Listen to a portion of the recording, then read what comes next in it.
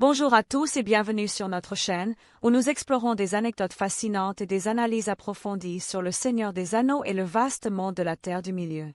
Si vous appréciez ce contenu, pensez à vous abonner. Cela m'aide à continuer ce projet et à construire un avenir meilleur pour mon fils. Merci pour votre soutien. Aujourd'hui, nous commençons une analyse au style documentaire qui dévoilait les origines, l'ascension et la chute finale de Smaug, le dragon le plus redoute du Troisième Âge. Nous suivrons son histoire depuis les anciennes guerres des nains jusqu'à son règne de terreur sur Erebor et Ville-du-Lac, préparant le terrain pour tout ce qui se déroulera plus tard dans le récit. Avant de commencer, une petite note, toutes les images présentées dans cette vidéo ont été générées par IA afin d'éviter tout problème de droit d'auteur. Pour cette raison, vous pourriez remarquer de légères incohérences entre ce qui est narré et ce qui apparaît à l'écran. C'est normal et fait partie du processus créatif derrière ces reconstructions visuelles. Cela dit, plongeons dans l'héritage sombre de Smaug et explorons comment une seule créature a façonné le destin de royaumes entiers. Après la chute de Morgoth à la fin du Premier Âge, beaucoup de ces créations effroyables restèrent dispersées à travers la Terre du Milieu. Parmi elles se trouvaient les dragons survivants et même un Balrog encore présent. Cette menace persistante devient le point de départ de l'histoire plus large de Smaug, car bien avant que le dragon n'atteigne Erebor, les forces des ténèbres avaient déjà façonné le destin des nains. En 1980 du Troisième Âge, le Balrog est réveillé sous la Moria par les nains du peuple de Durin, entraînant la mort du roi Durin VI et l'abandon final de Khazad-dûm. Leur exil déclenchait une série de déplacements qui influenceront plus tard l'endroit où dragons et nains entreront en conflit.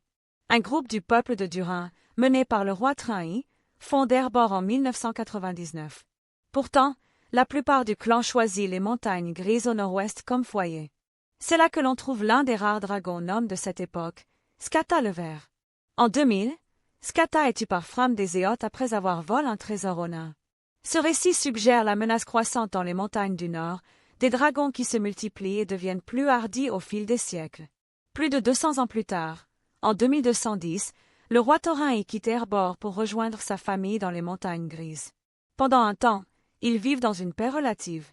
Mais en 2570, les dragons du Nord deviennent une force redoutable.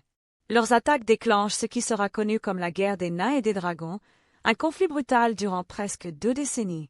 Malgré la renommée et résilience des nains, une tragédie frappe en 2589 lorsqu'un dragon du froid attaque les salles du roi Dain et tue à la fois le roi et son fils Fror.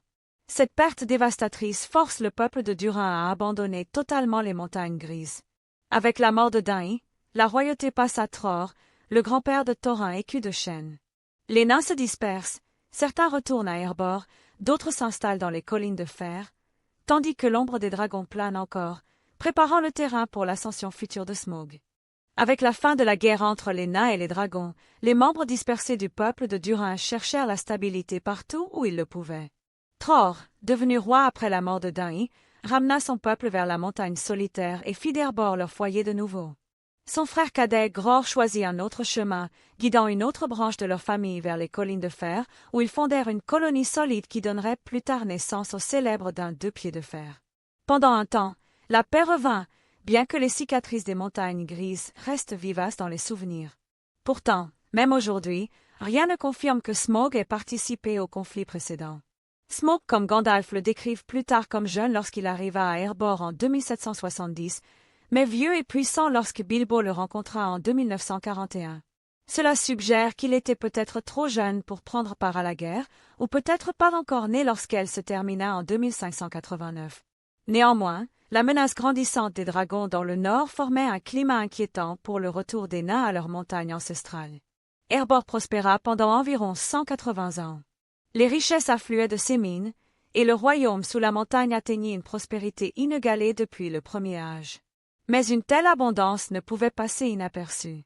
La nouvelle du trésor se répandit partout, jusqu'aux oreilles de Smaug, le plus grand dragon du Troisième Âge. Attiré par la faim et la cupidité, il fondit sur Erebor en 2770 avec la force d'un ouragan. Il atterrit d'abord au sommet de la montagne, puis descendit en flammes vers les bois entourant Erebor. Les guerriers nains qui sortirent par la grande porte pour défendre leur foyer furent tués instantanément. Poursuivant vers Dal, Smaug tua ses combattants ainsi que le seigneur Girion, dispersant les survivants.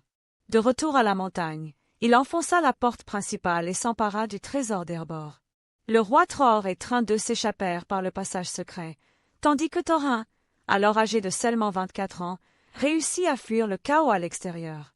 Smaug prit possession de la montagne, et les terres environnantes devinrent bientôt connues sous le nom de Désolation de Smaug. Chassés une nouvelle fois de leur foyer, les gens de Durin entrèrent dans de longues années d'exil. La région autrefois prospère autour d'Erebor et de Dal devint la Désolation de Smaug, une terre brûlée marquée par la cendre, les ruines et la peur persistante du dragon qui régnait maintenant sur la montagne. Thorin et les survivants errèrent, atteignant finalement le Dunland, où ils vécurent un temps avant d'être entraînés dans la guerre des nains et des orques. Ce conflit culmina en 2799 avec la bataille d'Azanulbizar, un moment sombre mais décisif pour leur peuple. 3 ans plus tard, en 2802, Train, devenu roi après la mort de Tror, guida ses compagnons vers les montagnes bleues à l'ouest de la Conte. Là, le peuple de Durin reconstruisit à nouveau sa vie, forgeant une existence modeste mais stable. Pendant ce temps, Smaug demeurait sans opposition à Erebor. Pendant plus de 170 ans, il couva son trésor, ne quittant la montagne que rarement pour chasser. On dit qu'il volait la nuit à travers la grande porte, descendant sur Dal pour saisir des habitants, surtout des jeunes femmes, jusqu'à ce que la ville soit abandonnée et tombe en ruine. Durant cette longue période, le trésor de Smaug fut frappé par ce que l'on appela la maladie du dragon.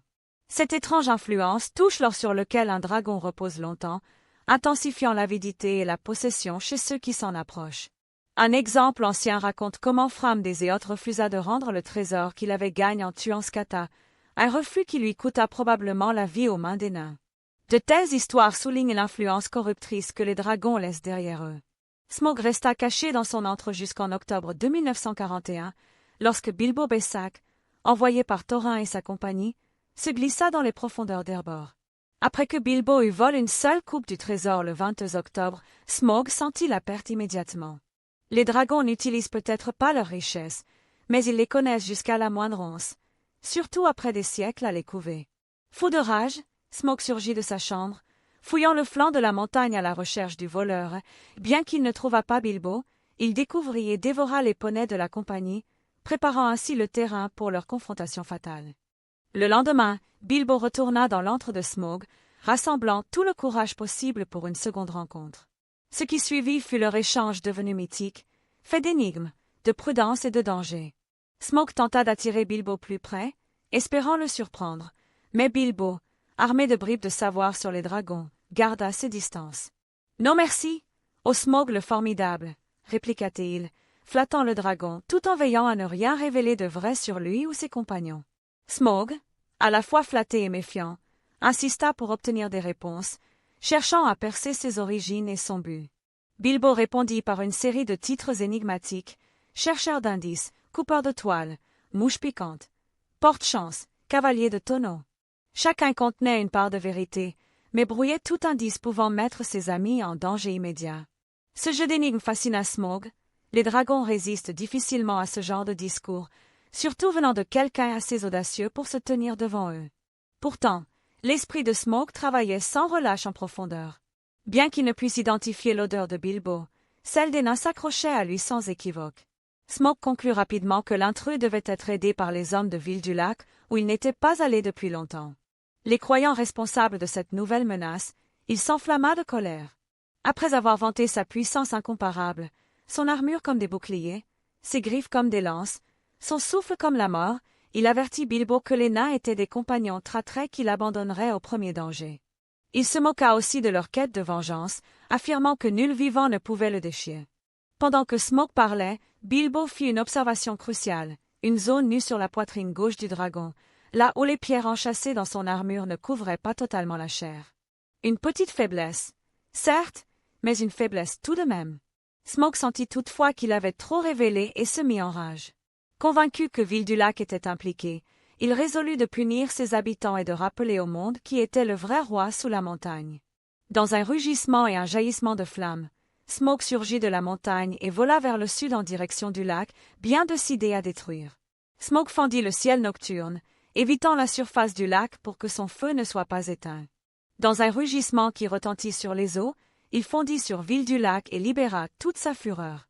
Des flammes jaillirent de ses mâchoires, engloutissant les constructions de bois et jetant les habitants dans la terreur.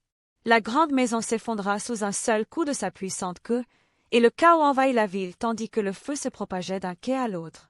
Pendant la destruction, une grive vola en toute urgence vers Bar l'archer.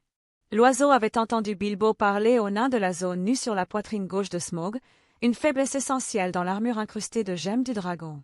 Bar, l'un des rares à tenir encore tête à la dévastation, écouta attentivement le message transmis par la grive. À cet instant, il comprit que le destin de Ville-du-Lac reposait sur son prochain tir. Bar banda sa dernière flèche, la célèbre flèche noire transmise à travers les générations de sa famille. Tandis que Smaug tournoyait au-dessus de lui, prêt à frapper à nouveau, Bar attendit le moment parfait. Lorsque le dragon exposa la zone vulnérable, il lâcha la flèche de toutes ses forces. Elle vola droit et juste, atteignant l'ouverture dans l'armure de Smaug. Le dragon hurla, tourbillonnant vers le sol tandis que le feu de sa poitrine jaillissait à l'extérieur. Smaug s'écrasa dans le lac, détruisant une grande partie d'Esgaroth dans sa chute. Bien que Smaug fût mort, son héritage continua de résonner à travers le pays. Le trésor corrompu sur lequel il avait veillé durant des siècles devait encore faire des victimes. Thorin, consumé par la maladie du dragon, refusa de partager la richesse avec Bar ou d'aider les habitants ravagés par l'attaque. Et même après la quête, le mathéheureux de Ville-du-Lac succomba à la cupidité, reçoivant de l'or du roi Dain pour reconstruire la ville, il s'enfuit dans les terres désertes, où il mourut finalement de faim. Les os de Smaug demeurèrent visibles à l'emplacement de l'ancienne ville du lac, scintillant encore des pierres qui avaient autrefois armé son ventre. Mais personne n'osa s'en approcher, car même mort, le souvenir du dragon inspirait la peur à tous ceux qui le voyaient. Alors que la mort de Smaug marqua la fin du plus grand dragon du Troisième Âge, la question plus vaste des dragons en Terre du Milieu ne disparut pas avec lui. Aucune autre créature de ce genre n'est nommée ou décrite en détail après sa chute, mais certains indices suggèrent que d'autres pourraient encore exister. Gandalf lui-même affirme plus tard que des dragons demeurent dans le monde, bien qu'aucun ne soit aussi puissant qu'Encalagon le Noir ou Glorin, dont les actes en marquent le premier âge.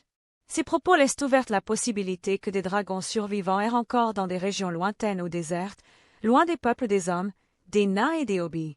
Malgré tout, la mort de Smaug eut des effets profonds sur les terres autour d'Erebor. Avec la disparition du dragon, le commerce et les habitations revinrent peu à peu. Dal renaîtrait un jour sous la lignée de Bar, tandis que la montagne solitaire retrouva sa place légitime comme foyer du peuple de Durin sous le règne du roi d'un 2 pieds de fer.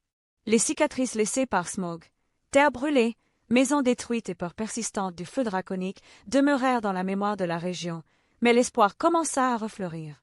L'histoire de Smaug rappela aussi l'influence destructrice de la maladie du dragon. Le trésor qu'il avait gardé pendant des siècles continua de corrompre les cœurs, poussant Thorin à la paranoïa et à la possession aveugle durant la quête. Même après la fin du conflit, le maître de Ville-du-Lac succomba à la cupidité et mourut dans la nature sauvage. De tels moments montrent à quel point l'ombre d'un dragon peut s'étendre, même au-delà de sa propre vie. Quant aux dragons des Aegis anciens, Encalagon, Glorin et les autres de la lignée de Morgoth, leurs héritages demeurent des sujets de légende et d'exploration future. Leur puissance monstrueuse et les guerres antiques qu'ils menèrent se distinguent des actes de Smaug, mais tous font partie de la grande histoire de la Terre du Milieu.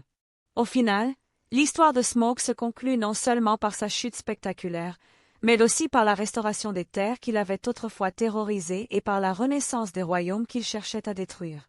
Son héritage persiste, mais la vie sous l'ombre de la montagne solitaire continue d'avancer.